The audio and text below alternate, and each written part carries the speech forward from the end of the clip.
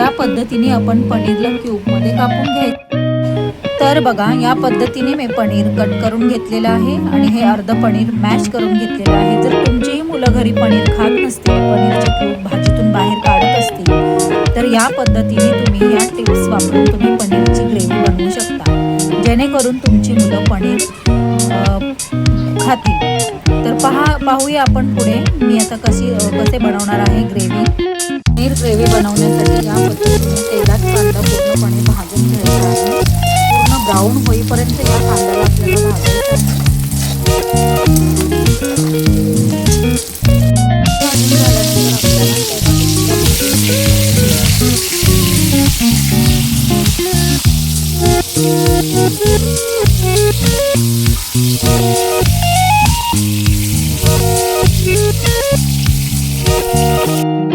पनीर बनवण्यासाठी बघा, या ठिकाणी मी बारीक खोबरं कापून घेतलेलं आहे, कोथिंबीर धुवून साफ करून घेतलेली आहे, अद्रक आणि लसूण।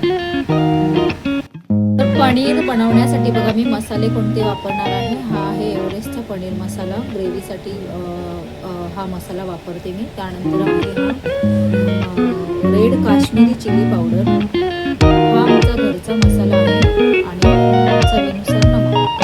तर अशा पद्धतीने हे सर्व मसाले मी पनीरच्या ग्रेव्हीसाठी वापरणार आहे।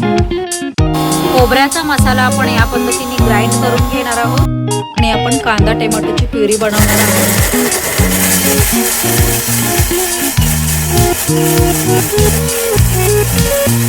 तयार आहे आपलं कांदा टोमॅटो प्युरी आणि खोबरा आणि लसूण कोथिंबीरचा मसाला। तर आपण कढईमध्ये आता तेल गरम करायला ठेवलेलं आहे। कढईमध्ये कांदा भाजला होता, त्याच्यामध्ये थोडंसं तेल उरलेलं, त्यातच मी दुसरं तेल ॲड केलेलं आहे। तर आता आपण यामध्ये सर्वात प्रथम टाकणार आहोत फोडणीसाठी कढीपत्ता।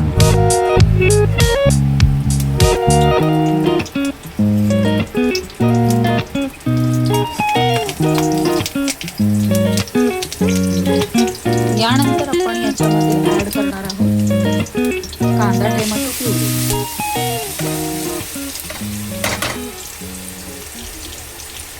ही प्युरी आपल्याला चांगली भाजून घ्यायची आहे या पद्धतीने।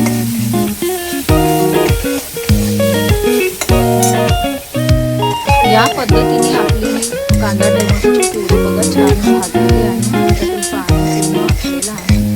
ही प्युरी भाजून झाल्यानंतर आपल्याला याच्यामध्ये ॲड करायचं आहे खोबऱ्याचा मसाल्याचं वाटण। हे वाटण सुद्धा ॲड केल्यानंतर छान परतून घ्यायचं आहे, छान भाजून घ्यायचं आहे याला या पद्धतीने।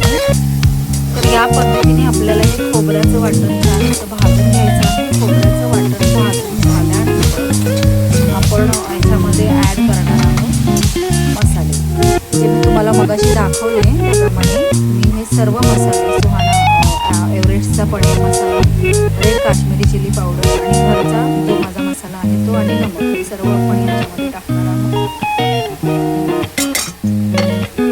तर हा मसाला सुद्धा परत एकदा असं छान सगळं मिश्रण एकजीव होईपर्यंत मिश्रण पूर्ण भाजून घ्यायचं आहे।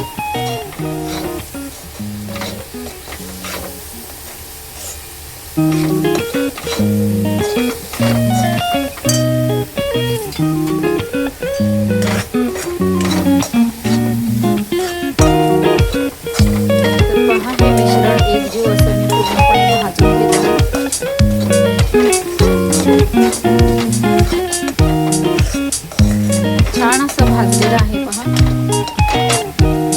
त्या भाजलेल्या मिश्रणामध्ये आता आपण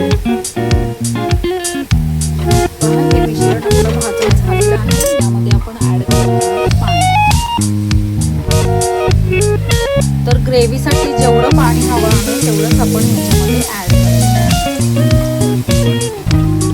तुम्हाला जेवढी ग्रेव्ही बनवायची आहे तेवढं तुम्ही ह्याच्यामध्ये ॲड करू शकता। तर या पद्धतीने बघा ग्रेव्ही एकदम पातळ नाही झाली पाहिजे, ती घट्ट अशी असली पाहिजे। पूर्ण पातळ होईल एवढं पाणी नाही टाकायचं। बघा ही घट्ट आहे, तुम्ही पाहू शकता। मसाला मिक्स पूर्ण केलेला आहे मी याच्यामध्ये। मसाला मिक्स केल्यानंतर पहा ग्रेव्ही अशी थिक पाहिजे, एकदम पातळ नाही पाहिजे, ठीक आहे। तर याप्रमाणे आपल्याला ही ग्रेव्ही बनवायची आहे. आता या ग्रेव्हीला आपल्याला चांगली उकळी आणायची आहे आणि उकळी आल्यानंतर आपण याच्यामध्ये आता पनीर ॲड करणार आहोत. तर बघा मस्त पनीरची ही ग्रेव्ही आता उकळलेली आहे. उकळलेली एकदम ग्रेव्ही बघा एकदम घट्ट आहे. मी त्याला पातळ बनवते, पाहू शकता एकदम घट्ट अशी ग्रेव्ही आहे. यामध्ये आता आपण या पद्धतीने कट करून घेतलेले पनीरचे क्यूब आणि पनीर एकदम मॅश करून घेतलेलं आहे. अर्ध मॅश केलेलं पनीर आणि अर्धे क्यूब आपण याच्यामध्ये उकळी आल्यानंतर टाकणार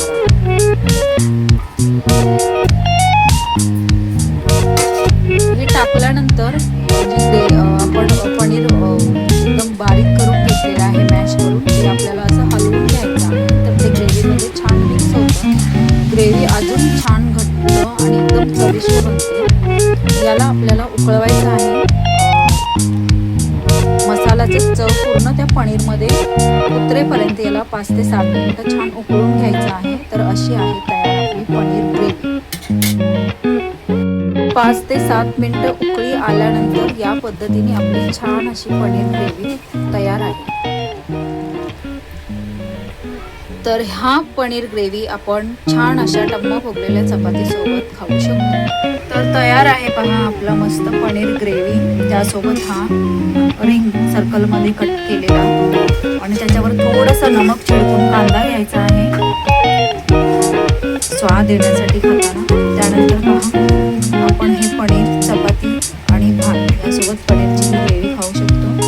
या पद्धतीने आपली पनीर ग्रेव्हीची रेसिपी पूर्ण तयार आहे. चला तर मग कशी वाटली ही पनीर ग्रेव्हीची रेसिपी नक्की मला कमेंट करा, सबस्क्राईब करा, लाईक करा आणि शेअर करा. धन्यवाद.